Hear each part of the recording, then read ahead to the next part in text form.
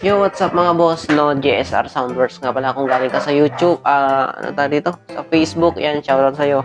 Kung napunta ka dito dahil sa Facebook. So, ayun. So, today's video mga boss ay ipapakita ko sa inyo kung ano yung sukat ng aking bullet na size 8. At ayan, ito ang ating bullet na size 8. Ayan, dito, hindi pa to gaano finish. So, makikita nyo wala pa siyang masilya. So, mas maganda kasi makikita nyo kung ano yung pagkakagawa ko dito sa aking bullet. Ayan, naka-bend siya. Ayan. So, ito yung kanyang likod. Ito yung kanyang likod mga boss. Yan o, meron siyang speak on dito. Tapos, lagay yung speaker. Ayan, so sample na natin kung paano ilagay yung speaker mga boss.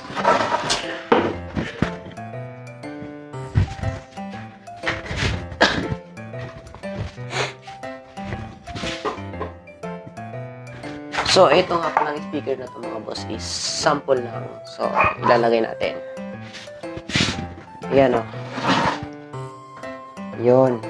Swak na swak mga boss. Tapos, ito yung kanyang takip. Hindi pa finish din. Ayan, back. Yun. Yun o. Tapos, tornilyo nandito. Tapos, yung kanyang horn naman mga boss is naka-bolt type lang siya. So, bibili pa ako ng adapter na thread type para sa tweeter. Then, isasalpa ko dito. Ayan. So, ayan. Start na tayo sa ating pagsusukat. So, unahin muna natin mga boss itong sa may loob niya. Papakita ko sa inyo yung loob ng bullet. Size 8. Yan. Tatanggalin ko muna itong kanyang bullet. Para makita niyo yung loob.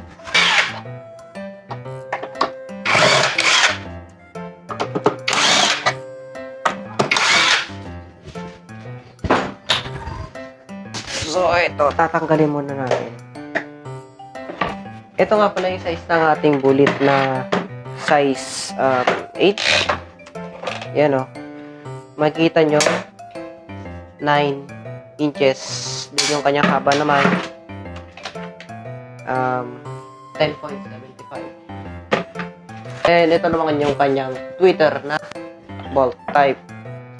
Ang taas niya is 8 inches. Then yung haba naman niya is 8 by 9. So bago pala kayo gumawa ng box nito, dapat meron kayong sample na bullet para madali, para swak na swak dito sa ating butas. Huwag kayong gagawa ng box na hindi nyo pa kabisado yung sukat. Yan. Para swak na swak talaga siya, lalo na dito sa loob. Lalo na dito sa loob. Ito nga pala yung loob ng mga boss. Ayan o. Ito ang kanyang loob mga boss. So, dyan, yung guhit na yan is yung nakalubog na yan. Dyan nakalapat yung